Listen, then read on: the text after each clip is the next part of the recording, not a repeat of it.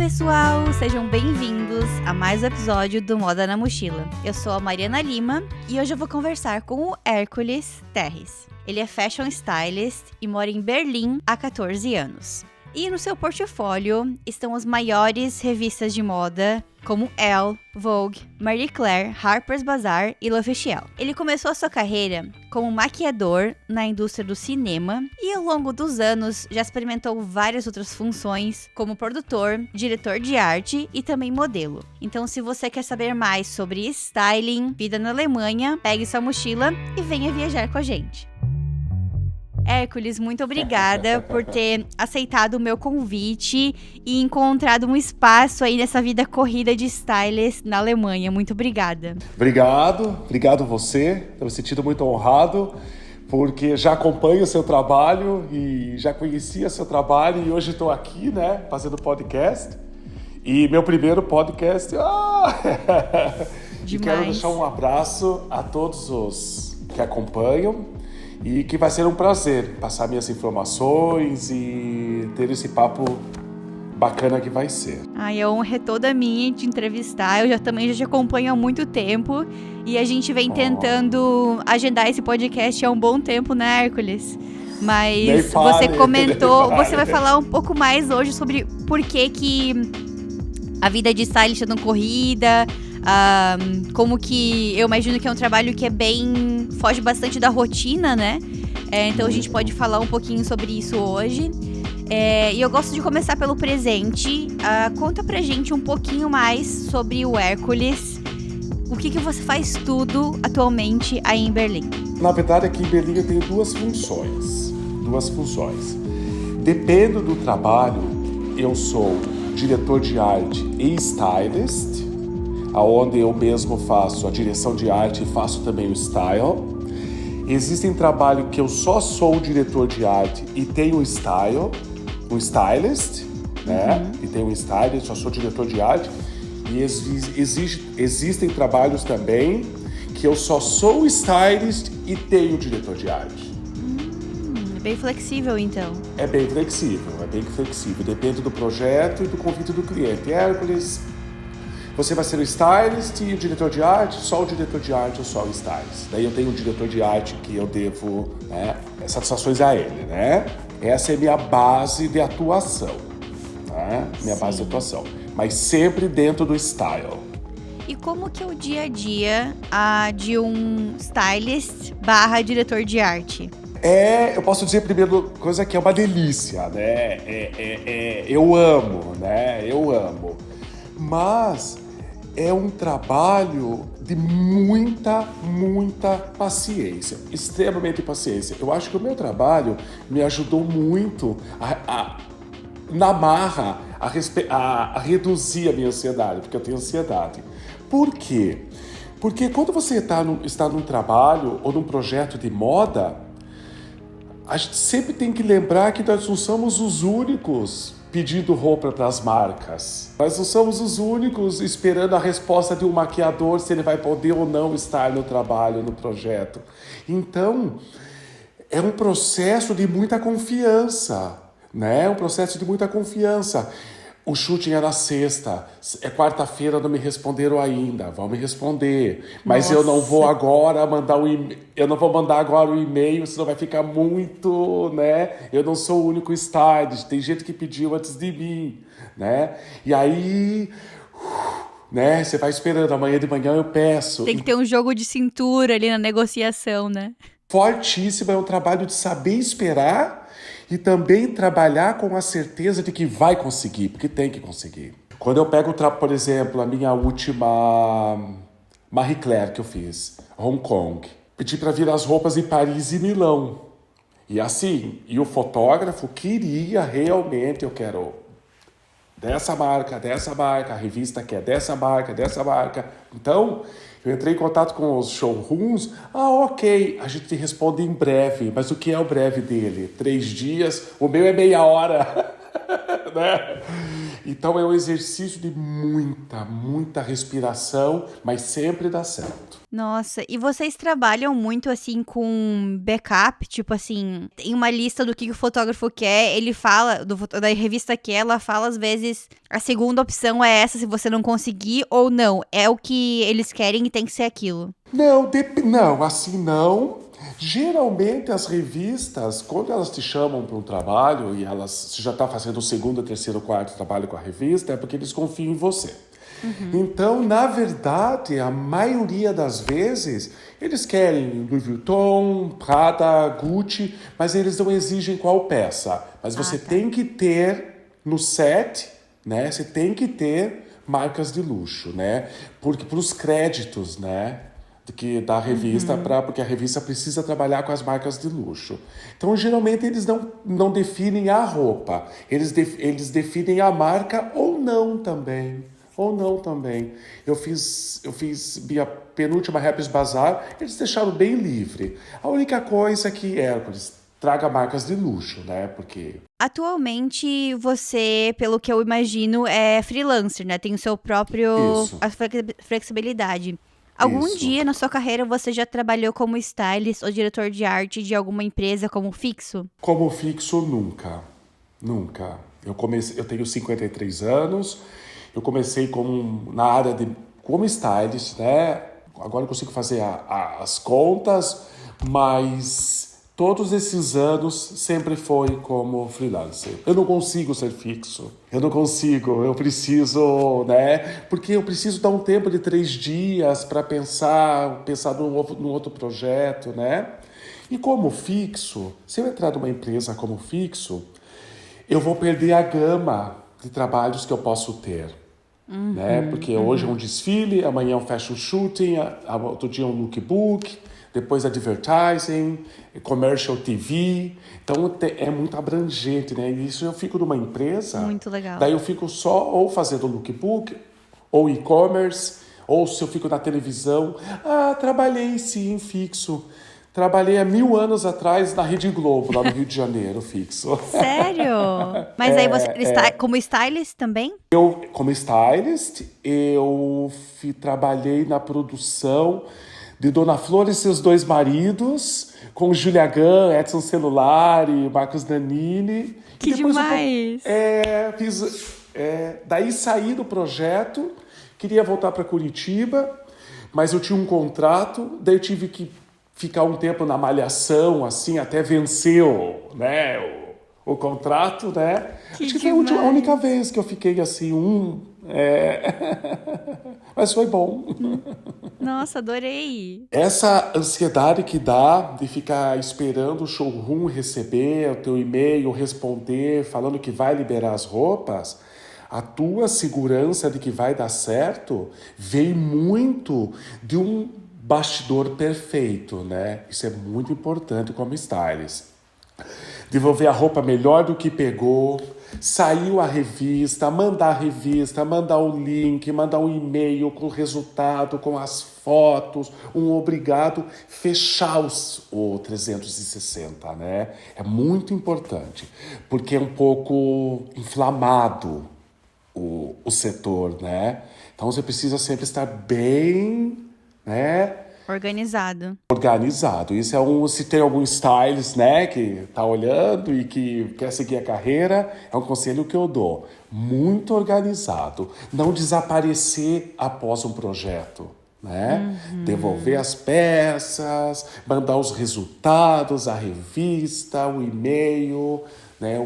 Assim, terminar, né? Porque o pagamento é o resultado da marca, né? Com certeza. Então, se você quer ser stylist, aí o Hércules já deu várias dicas de qualidades de um bom stylist, né? Organização, Isso.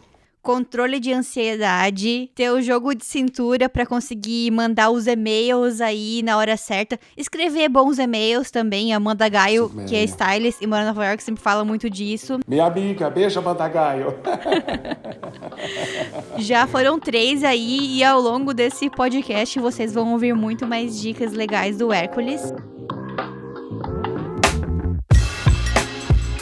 Queria começar um pouquinho voltar um pouquinho pro início da tua trajetória, entender mais quais foram as coisas mais marcantes da tua carreira que te levaram até onde você tá hoje. E eu sempre gosto de começar com uma pergunta: o que você queria ser quando você era criança? Quando eu era criança, assim, o que eu sempre falava, eu queria ser bailarino. Eu também, porque eu sou de Joinville. Mas assim, zero chances, eu não tinha corpo pra isso, eu não tinha jogo de cintura, não tinha nada a ver com dança.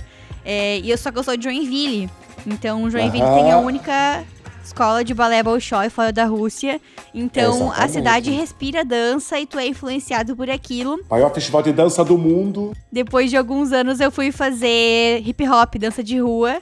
E aí eu me encaixei melhor aí nessa história da dança, mas balé não deu certo pra mim. Mas bora lá, continua pra tua história. Eu queria ser bailarino. E aí, como eu posso dizer, não fiquei frustrado, porque com 14 anos eu entrei numa companhia de dança, um grupo folclórico, lá no sul tem muito grupo folclórico, né? E entrei num grupo folclórico de origem polonesa, e lá eu fiquei 20 anos dançando como esporte, assim, né? Que demais. Como esporte, assim. Então era essa profissão que eu queria, mas eu lembro, assim, é tão forte pra mim essa lembrança. Eu lembro que uma vez eu fui com a minha mãe visitar uma amiga dela. E aí eu entrei e eram só adultos, né? E tava um pouco meio chato aquele papo de adulto, né? Eu, jovenzinho, né? Criança pra jovenzinho. E eu lembro que em cima de uma mesa tinha umas revistas da Vogue. E era uma matéria de moda falando do Marrocos. Era uma revista da Vogue. Eu fiquei olhando aquilo, mas eu fiquei horas olhando aquilo. Horas. E essa amiga da minha mãe, tão gentil assim, me deu a revista e falou, leva. E eu aceitei com tanto prazer. E aquela revista virou algo assim na minha estante, assim, sabe? Virou uma joia pra mim. Eu acho que ali foi o meu primeiro chamado, assim, né? Porque eu sempre falo, moda é religião, né? É um chamado, né? Muito bom. Como que tu decidiu começar a se preparar para trabalhar na moda? Você fez algum curso ou já começou a trabalhar logo de cara? Como que foi, assim, esse pé inicial na moda oficialmente? Primeiro passo, né? Meu primeiro passo foi assim. Na época, eu tinha uns 20 anos, mais ou menos. Eu tinha acabado de sair de casa e fui morar com uns amigos. E aí, eu queria muito trabalhar com moda, mas eu não estava muito bem definido, né? Muito bem definido. Enfim, um amigo meu falou assim pra mim, num dos salões mais badalados, cabeleireiro, nos salões de beleza mais badalado de Curitiba, tô precisando de um assistente de maquiador. E você não quer essa vaga? Eu tinha saído de casa, mas não tinha... Saí de casa, mas não tinha trabalho. Eu sempre fui muito autoconfiante, assim, né? Eu falei, eu quero ser assistente de maquiador num salão de beleza. Fui trabalhar nesse salão de beleza como assistente de maquiador. Então, eu limpava os pincéis, né? Limpava a bancada. E aí, meu chefe, Nelson Brasil, que tá no céu, tenho muito orgulho de ter sido o assistente dele. Ele começou os primeiros passos. Espalha a base. Pra mim, faz isso. E eu comecei assim, faz o corretivo. Então eu comecei como assistente, depois comecei a fazer a maquiagem, e aí ele fechava muita festa, ele fechava muito casamento fora de Curitiba, no Mato Grosso, Santa Catarina, muito assim, de famílias, né?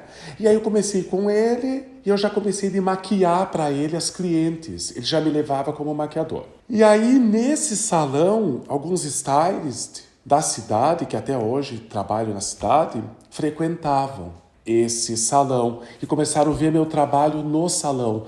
Ah, no domingo, você tem alguma coisa para fazer? Não. Ah, eu tenho o book de uma agência de modelo, você não quer maquiar? E já foi meu primeiro passo, sair do salão e fazer freela para maquiar modelo para agência. E começou a aparecer trabalho, até que os produtores começaram a me indicar um para o outro, até que quando eu vi eu já não tinha mais tempo para continuar no salão. E aí eu fui numa produtora chamada Soft Video e fiz uma inscrição. Falei, eu sou maquiador, gostaria de... Na época do bip, né, que tocava assim. Falei, eu sou maquiador e gostaria de deixar o meu contato se vocês precisarem de um maquiador um dia. Em 2 dias me chamaram para fazer um comercial de televisão.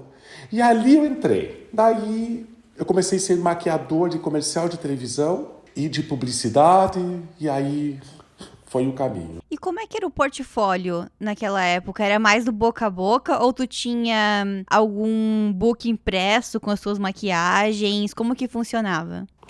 No começo, não, era boca a boca, um falando, né, pro outro, do boca a boca. Depois de um tempo, quando a profissão começou a entrar, comecei a levar mais a sério, comecei a sentir, né, o que era um verdadeiro profissional, o que precisava. Daí eu montei o meu book impresso, daí.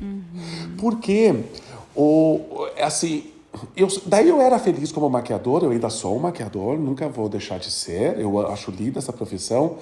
Mas daí, quando eu comecei a fazer, já era um maquiador trabalhando com isso, eu sentia que algo estava incompleto, que eu precisava de algo. Então comecei a fazer proposta para os fotógrafos. Assim, puxa, você me chamou para um trabalho, mas só precisa trazer um terno. Um terno eu consigo. Então tá, Hércules, eu te contrato como maquiador e como stylist. Daí no próximo trabalho, Hércules, você consegue trazer só um vestidinho de senhora, porque é a foto com uma senhora? Eu consigo trazer umas opções de vestido para uma senhora e fazer o make, entendeu? Daí foi. Hércules, preciso agora de 2 ternos. Agora eu preciso de 3 ternos e um filho para vestir. E eu fui conseguindo os meus contatos, os lugares para pegar as roupas, fui conseguindo até que foi natural e eu acabei me tornando um stylist. Claro, porque eu, como maquiador, eu vi os stylists atuando no set, né? Então eu fui vendo como eles faziam. Muito orgânico a forma como tu começou a tua carreira. Muito. Eu falo pela minha história, né? Eu comecei a fazer curso de moda e aí criei um portfólio, aplicava para uma vaga, consegui aquela vaga. Era sempre assim de blocos de passos da minha carreira que eu conseguia avançar. E a tua foi muito natural, assim, tu tinha uma vaga como maquiador, comecei aos pouquinhos, primeiro faz uma base, depois faz uma maquiagem, carreira como stylist, traz um blazer, depois traz o look todo, é muito, muito legal isso de, foi aos poucos, né, se ajustando, nossa, muito legal. E então, já no Brasil, tu já trabalhava como maquiador, como stylist, conseguiu toda essa experiência. Como que surgiu a oportunidade de se mudar para Berlim? A oportunidade de se mudar para Berlim surgiu assim. Eu já queria fazer uma carreira internacional e eu tinha plena certeza que eu ia fazer essa carreira, minha carreira profissional. E aí eu estava com ideias de morar em Milão ou Paris. E tu já tinha viajado antes? Já tinha viajado antes. Amo viajar. Então, já tinha vindo à Europa acho que umas 2, 3 vezes antes. E aí pensei, eu quero morar em Milão ou Paris. E lá eu vou desenvolver minha carreira. Mas, nesse interim, eu resolvi tirar umas férias com amigos em Florianópolis, de final de ano. E aí conheci meu grande amor. Demais. Daí conheci meu grande amor. E aí, né... Ele me falou, eu sei que você está vindo para a Europa, morar em Paris, Milão, mas o que você acha de dar uma passadinha antes em Berlim?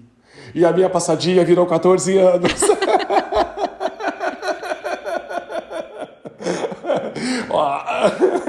Falei, eu fico um pouco, né? Depois eu vou. Mas aqui é do lado, né? Pega um trem, né? São 2, 3 horas, né? Como é que era o teu sentimento em relação à tua carreira quando tu se mudou pra Berlim? Tu achava que tu iria conseguir trabalhar com moda logo de cara? Ou tu achava que tu ia precisar de algum tempo de adaptação? Como que tava o teu sentimento em relação ao styling, à maquiagem de moda? Eu penso que no Brasil, ninguém na área de moda, não quero ser tão, né, assim, mas eu penso que no Brasil, as influências que nós recebemos na área de moda é Paris, Milão e Nova York, né? A gente nunca pensa no style berlinês, né? Então, quando eu cheguei aqui, eu levei um choque do que era o conceito daqui. porque é completamente diferente. Eu levei um choque, ops! E aí eu trouxe meu portfólio, né, do Brasil para cá e comecei, depois de um tempo, claro, comecei a marcar apontamento com os fotógrafos. E o que eu recebia de feedback? Olha, teu portfólio eu gosto, ele é bonito, só que eu acho que teu portfólio está no lugar errado. Dá para ver que você tem influência muito de Milão, de Paris e Nova York, e nós não somos isso. Então teu portfólio não é para Berlim. No começo foi tão forte, assim, foi tão duro, mas depois eu agradeci, porque eles tinham razão. E o que aconteceu? Eu falei, ops, esse feedback acabou de me dar um objetivo. Estudar o conceito local, entender, fazer o conceito local para conseguir entrar no mercado. Então eu estudei o conceito local, tentei fazer o conceito local, fiz, daí, e comecei a fazer o que Berlim na época gostava. Perdi um pouco da minha personalidade e comecei a fazer o que Berlim gostava. E aí logo depois que eu comecei a fazer o que Berlim gostava, Berlim gosta do que eu faço, que tem a cara de Berlim. O fotógrafo falou que isso tem a cara de Berlim.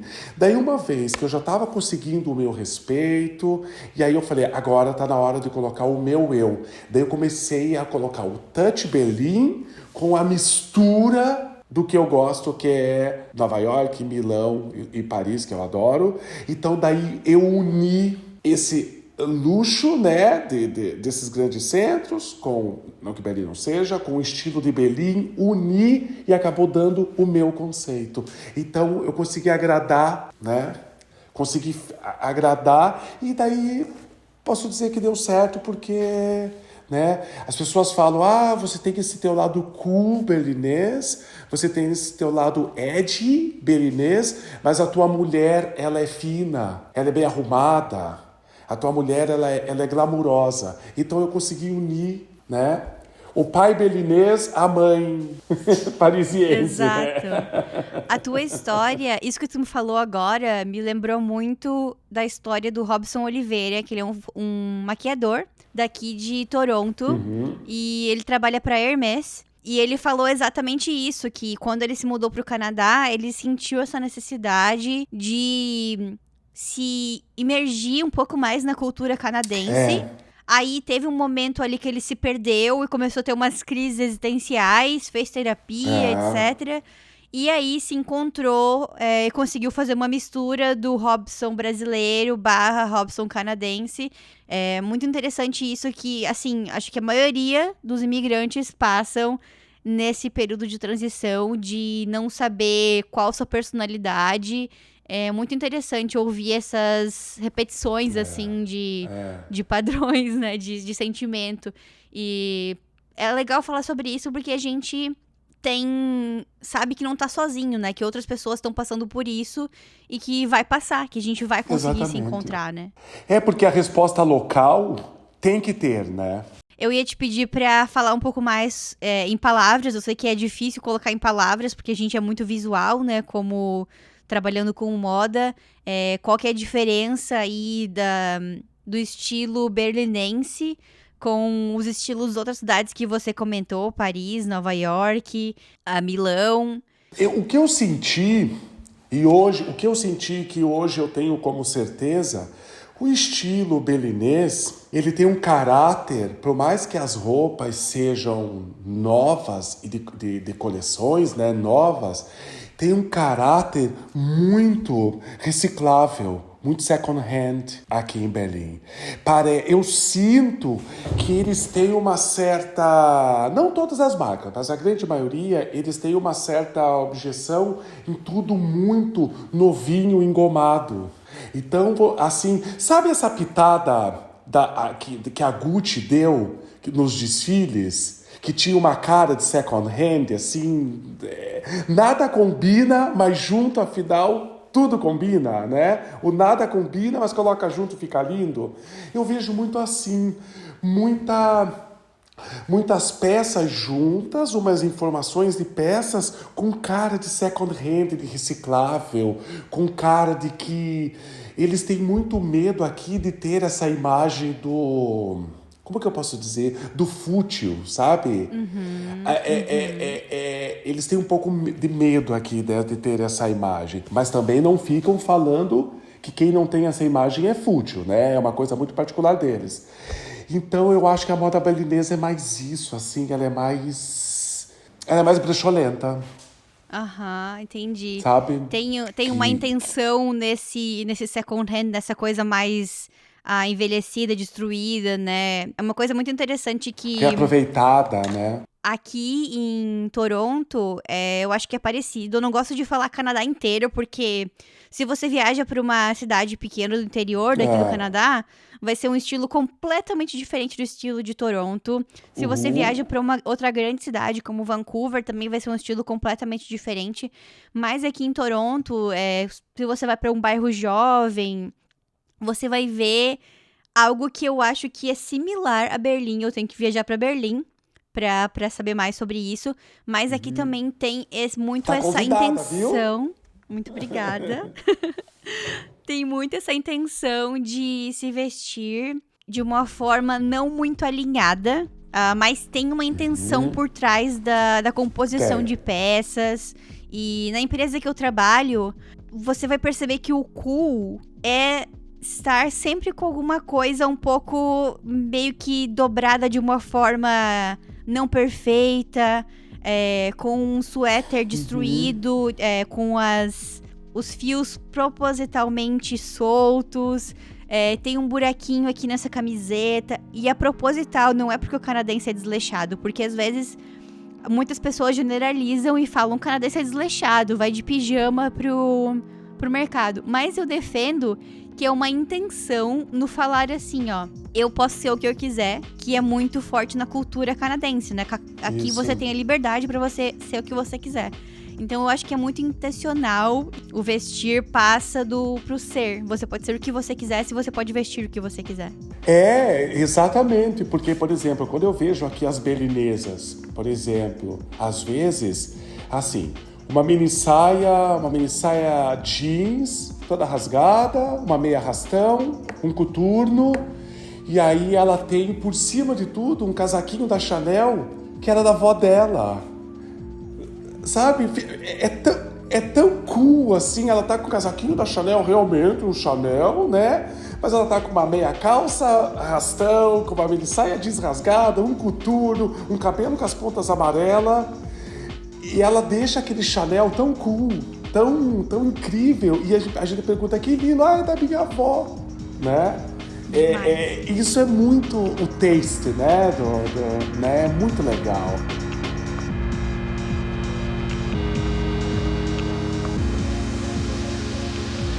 Eu queria saber um pouco mais sobre a sua rede de contatos aí em Berlim, na Alemanha. Você já conhecia alguma pessoa que trabalhava com moda quando você se mudou? Ninguém. Olha, quando eu vim pra cá, o único telefone que tocava era do meu namorado. O único. Quando tocava eu nem olhava, porque eu já sabia que é só ele, eu não conhecia ninguém. Eu não conhecia ninguém. E aí, como é que você fez para construir essa rede de contatos de pessoas da área aí em Berlim?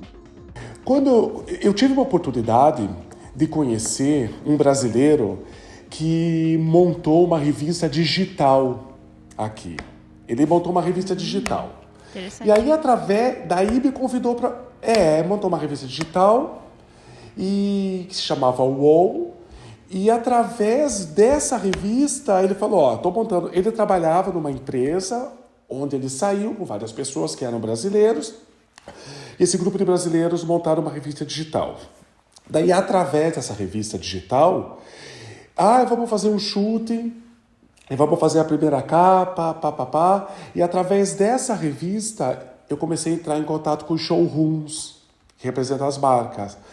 Eu tenho uma revista nova, digital, que eu estou trabalhando, gostaria de saber se vocês liberam os looks para o próximo shooting. Recebia não, e recebia sim, daí recebia não, recebia sim. Então esse foi o primeiro contato, assim, né? Daí as que me emprestavam, porque não me conheciam, não tinham, né? As que me emprestavam, eu procurava manter a ordem perfeita, como eu falei, devolvendo. Daí uma PR Falou, eu tenho uma amiga que é PR de um outro showroom, vou falar de você para ela. Que bom, eu ia lá, né? Ou uma pessoa que trabalhava nesse showroom e foi para outro. Hércules, venha pegar comigo também. Você pegava comigo, mas eu mudei de showroom, venha pegar comigo também. E aí começou né, a difundir. E quando você se mudou há 14 anos atrás, as redes sociais não eram tão fortes como são hoje em dia. Eu acho interessante, então, saber, pra gente sair do óbvio, de entrar em contato com pessoas das redes sociais, como que era quando você se mudou? Era contato por e-mail, por telefone ou pessoalmente? Por e-mail.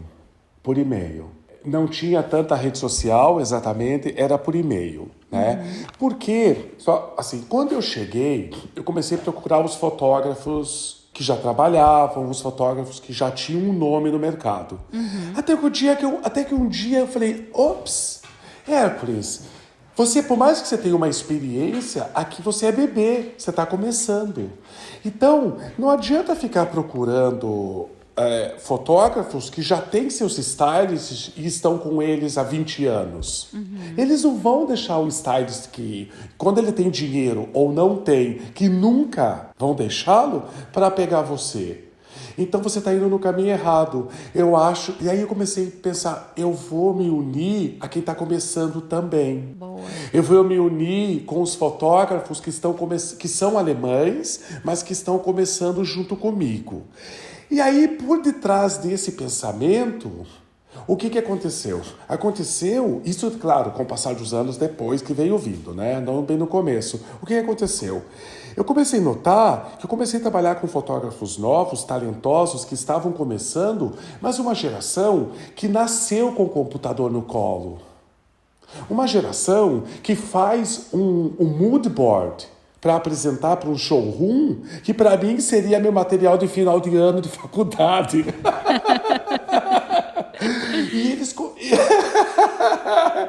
E aí, novos fotógrafos que faziam mood boards impressionantes, muito bem feitos. Porque o computador era uma coisa que já nasceu, né, do lado dele, da maternidade. E os mood boards eram tão bem feitos, a apresentação para o trabalho eram tão bem feitas, que os showrooms davam credibilidade em me emprestar as roupas. Dava credibilidade, né? Porque era um projeto muito bonito, uau, né? E isso foi também fala os stylists, a apresentação de um bom projeto bem feito, com cara de final de ano de faculdade, porque dá respeito, né? E aí foi um dos meus segredos também. Bons projetos mandando por e-mail, e aí comecei a receber os sims. Claro, venha, porque o projeto era bem feito, né? Mas aonde que você encontrava esses fotógrafos? Como que você conhecia essas pessoas? Eu tenho uma amiga que mora aqui, Maíra Beck, que eu adoro, uma ex-modelo e é uma modelo ainda, uma designer, tá aqui. Ela trabalhava numa revista e toda vez que um estúdio, Berlin Fashion Week, toda vez que precisava de um mailing, ela falava, acabei de colocar você no mailing. E aí eu comecei a receber os convites, porque ela me colocava no mailing da revista que ela trabalhava. E aí, entende? Sempre tive alguém que me ajudasse na vida, sempre. Sou muito grato, muito grato. E aí, essa foi uma das formas. E aí, os showrooms que eu pegava a roupa, tinha os press day, apresentação de coleção. Eu ia nos press day. Né? E aí, depois que eu estava mais seguro, eu fazia mesmo o projeto e mandava para os fotógrafos. Ou eu sou um stylist brasileiro, estou aqui, eu tenho esse projeto de moda, tenho esse contato dessa revista, vamos fazer? Porque eu cheguei à conclusão que, em vez de pedir, a melhor coisa é oferecer. No mercado de moda, em vez de pedir, oferecer. Daí eu mudei minha tática. Eu falava, eu vou procurar esse fotógrafo, mas eu vou oferecer para ele um projeto, onde eu vou produzir para ele. Ótimo. E ele vai fotografar. Então, né? Então começou... Daí começou a um falar pro outro, né? Mas eu também procurava mesmo. Essa estratégia de oferecer e não pedir me lembrou também de outro episódio que eu gravei com a Michelle Kadari. Ela é fotógrafa e mora em Miami. Já morou em Nova York por vários anos. Ela começou a fazer umas estratégias de oferecer serviços para marcas e já conectar a influencer junto.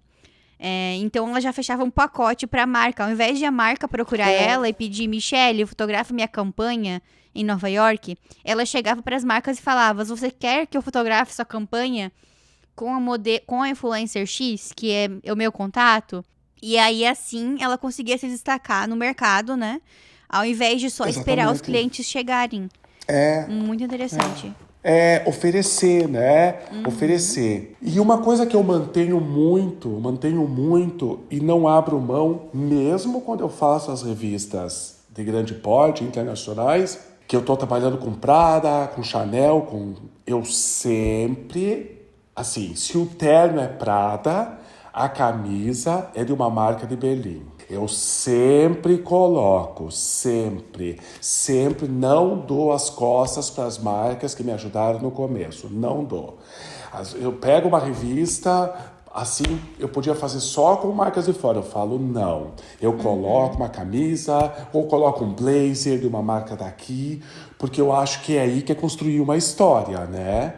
É aí que é construir o teu nome no lugar, né? Porque, né? Quando precisa te ajudam. Quando você tem o filé, você não lembra, né? Então, acho que não dá para você virar casaca. Que eu acho muito importante isso. Com certeza. E você tem dicas de portfólio e currículo para quem quer trabalhar com styling na Alemanha? E você sabe se tem diferença entre países? Por exemplo, o portfólio e currículo é diferente da França ou da Inglaterra, ou você pode ter um para a Europa inteira? Você fala em relação a resultado? O formato de um portfólio. Não, igual. Formato igual. Para tudo. Na verdade, é um formato único, profissional, né? Igual. Procurar sempre ter uma capa de couro, né? Ter um bom... Você ainda usa o físico também, não só o seu site?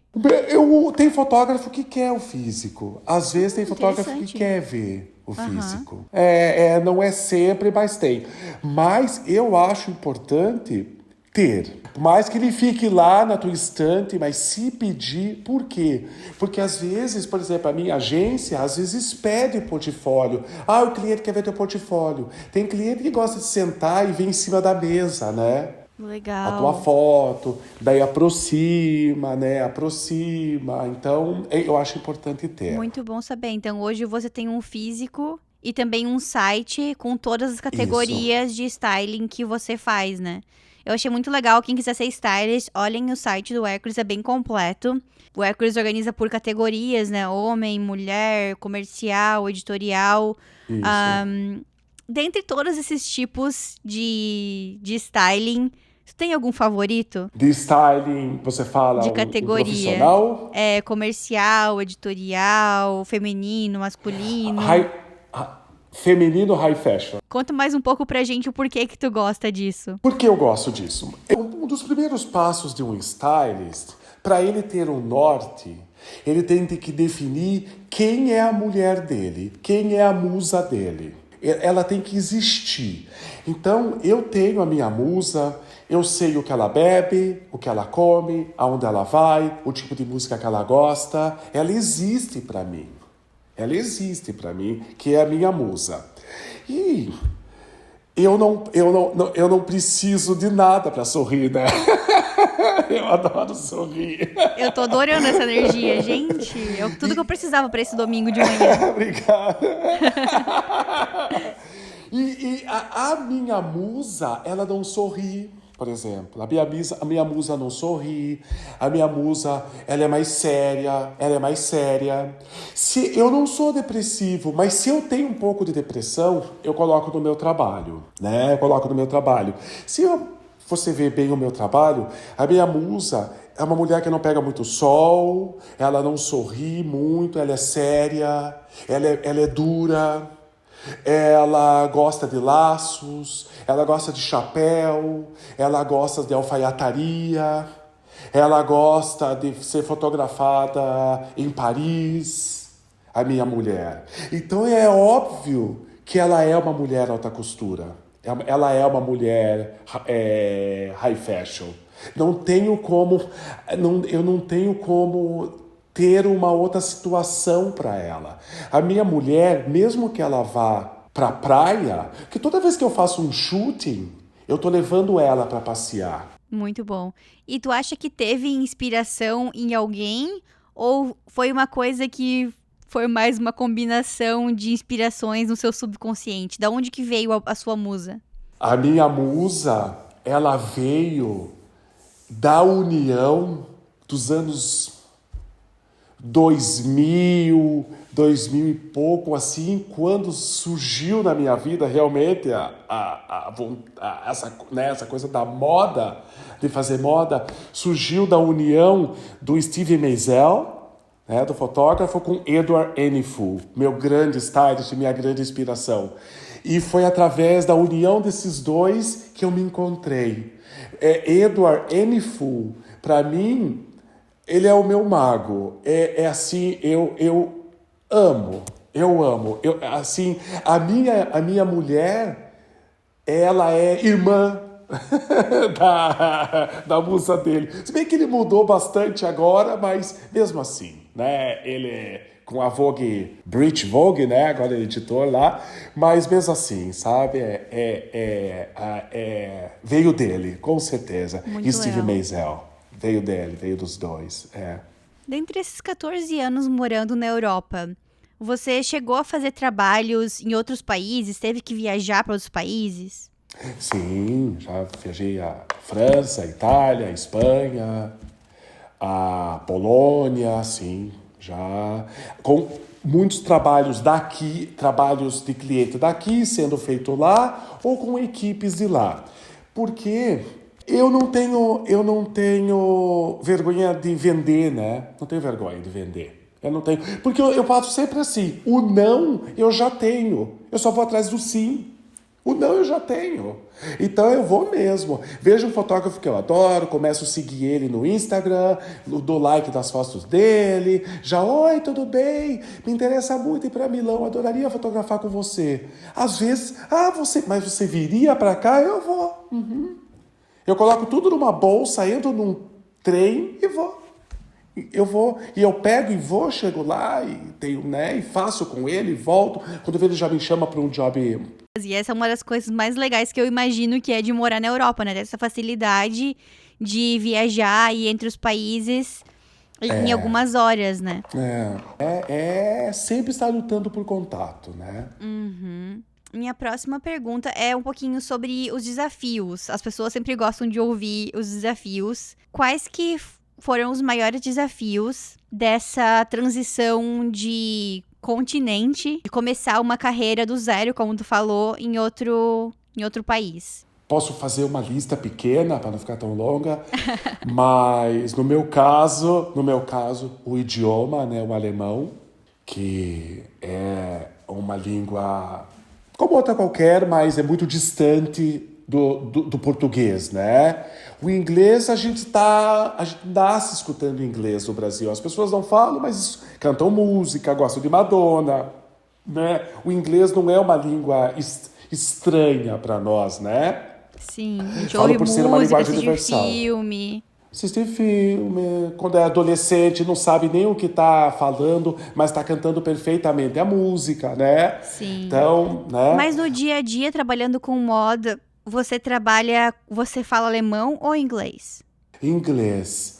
Porque eu falo muito pouco alemão, porque sempre, né, a modelo estrangeira, o fotógrafo estrangeiro, sempre tem um estrangeiro. Esse foi um dos meus maiores desafios, E aqui na Europa são estágios que você vai, como stylist, que você vai chegando. Então, conhecer as pessoas locais, começar a fazer as revistas locais, que é um dos maiores orgulho que dá quando você vê uma revista no meu caso, belinesa, né? E você fala, uau, consegui fazer uma revista. Depois você começa a fazer as revistas locais. Daí você tem que mostrar para o mercado que você vai conseguir sair das revistas locais. Daí você tem que começar para as revistas fora da Alemanha. Daí depois as revistas de luxo, até chegar numa L'Officiel, numa Vogue, numa Harper's Bazaar. Daí não basta ter só uma, você tem que ter algumas para mostrar realmente que você não foi uma coincidência. Por acaso você teve uma Vogue, né? Não foi uma coincidência. Então, esses são os desafios, porque o mercado é exigente. Além do mercado ser exigente, ele é... não gosto muito de generalizar, mas tem muito, assim, as revistas que você faz e o teu desfile que você fez, né? Quem é você fica um pouquinho de lado, né? Fica um pouquinho de lado. É mais o que você tem para oferecer, né? Então isso é uma cobrança que tem muito forte, né? Mas esses desafios são maravilhosos, porque quando a gente consegue, né? Por isso que eu falo, pesquisa, busca e pesquisa, acreditar, pesquisar e buscar. Qual foi o trabalho da tua carreira no styling que mais te marcou? Uma das que mais me marcou foi a edição aniversário, não sei se foi 60, 40 anos, mas alguma coisa assim, aniversário da fundação de tantos anos dos Emirados Árabes, aonde a Vogue Arábia fez uma revista dando parabéns a todos os países dos Emirados Árabes, e eu fui convidado a fazer um editorial de moda. Eu acho que esse, assim, me marcou muito. Me marcou muito. Isso, eu posso dizer que foi um grande orgulho, né? E você teve que ir pra lá, para Emirados Árabes? Não, fotografei aqui, queria ter ido. A minha primeira capa de Harper's Bazaar, assim, foi muito... eu acho que a minha primeira capa de Harper's Bazaar foi muito gratificante, porque eu vi que a receita deu certo. Justamente veio de uma fotógrafa nova, que estava começando, cheia de talento, cheia de informação para dar, e eu me uni a ela e a gente acabou fazendo essa capa. Foi um momento muito forte para mim, porque eu vi, uau, a receita deu certo.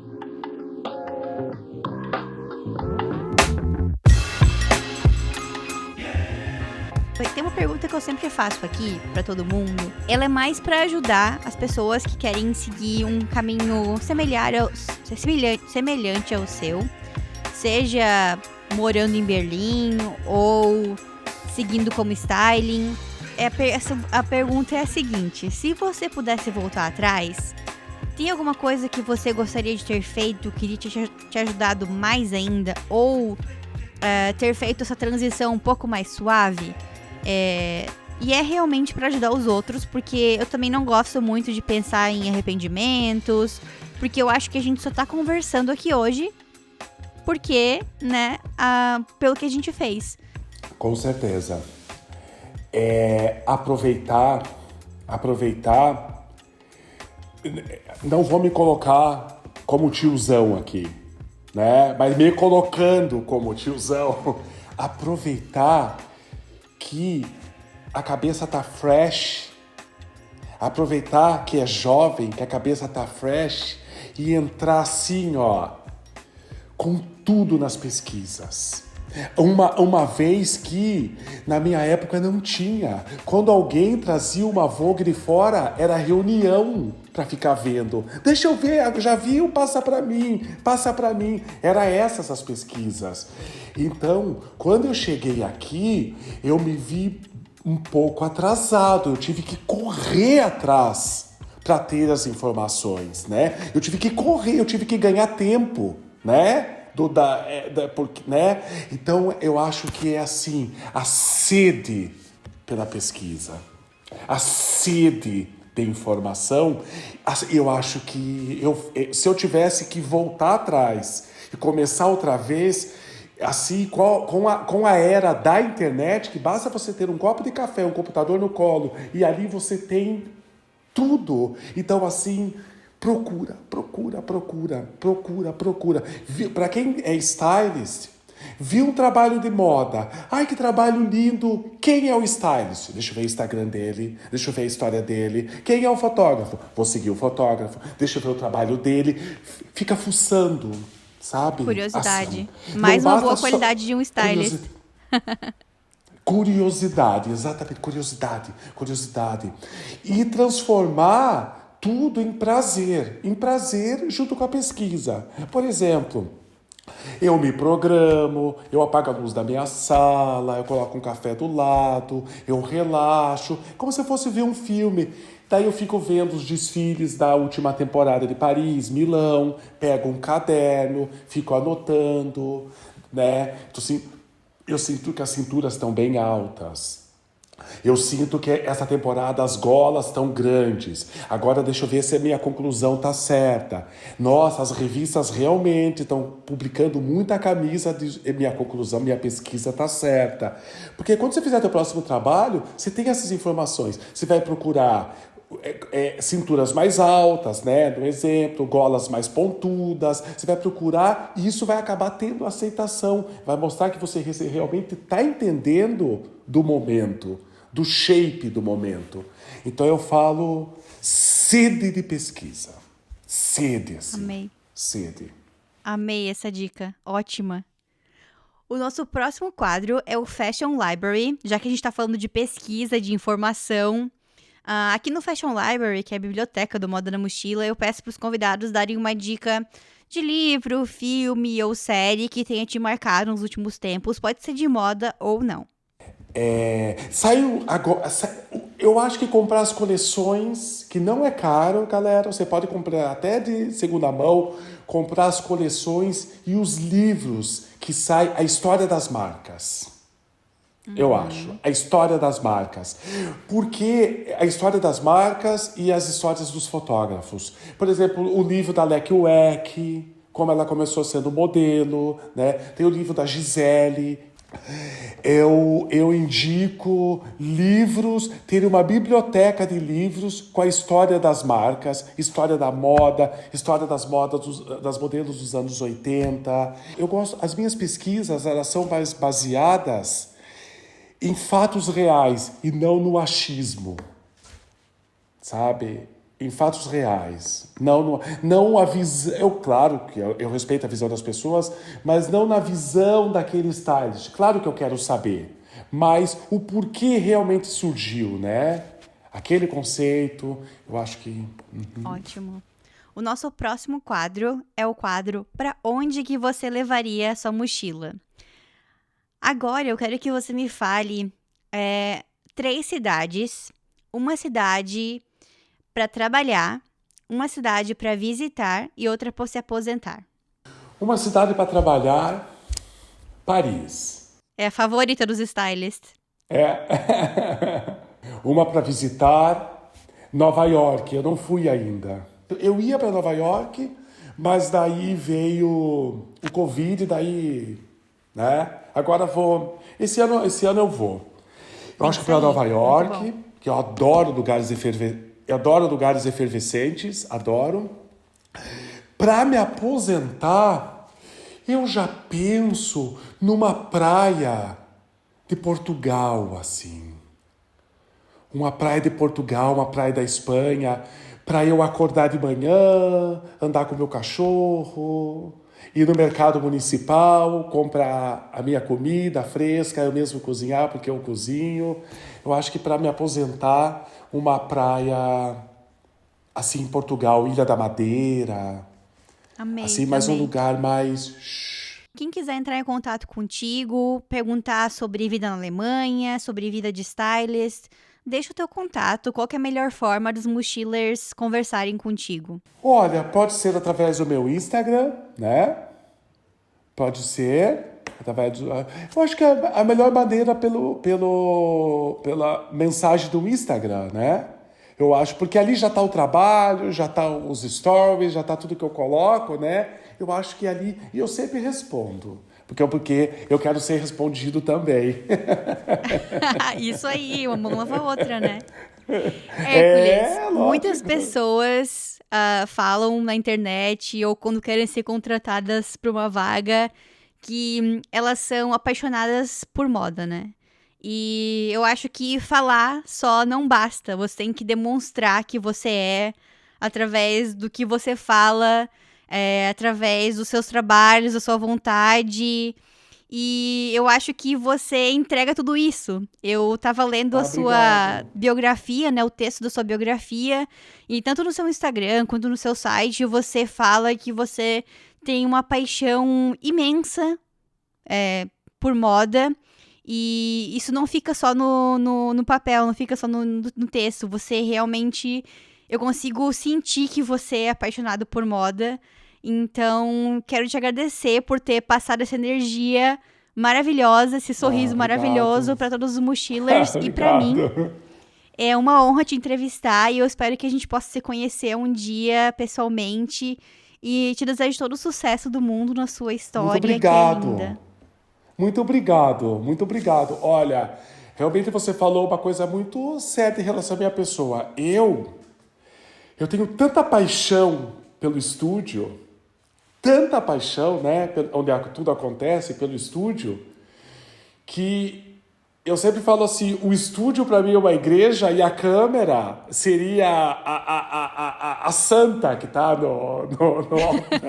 seria assim, né, numa comparação, porque eu amo tanto estar no estúdio que eu não tenho pressa de ir embora. Eu sou stylist. Às vezes falo pra mim, mas não precisa ajudar a levar a mesa. Tem um assistente. Eu falo, mas eu não vou morrer. Eu quero trabalhar. Eu quero fazer. Porque eu acho que quanto mais gratidão você mostra de estar naquele ambiente, mais o universo te dá. O universo entende que você gosta daquele ambiente e mais ele te dá, né? Então, assim, realmente eu tenho muita paixão. Eu amo o estúdio. Eu amo. Muito, muito bom. Mochilers, então se vocês ouviram até aqui é porque vocês gostaram desse episódio. Então, deem um like nesse vídeo, se inscrevam no canal. Se vocês estão vendo pelo Spotify, também tem a opção de dar 5 estrelas. Então, dê 5 estrelas pra mim e pro Hércules. Se inscrevam também no Spotify e tudo. Espero que vocês tenham amado o episódio de hoje tanto quanto eu amei. Beijinhos e até a próxima! Até a próxima!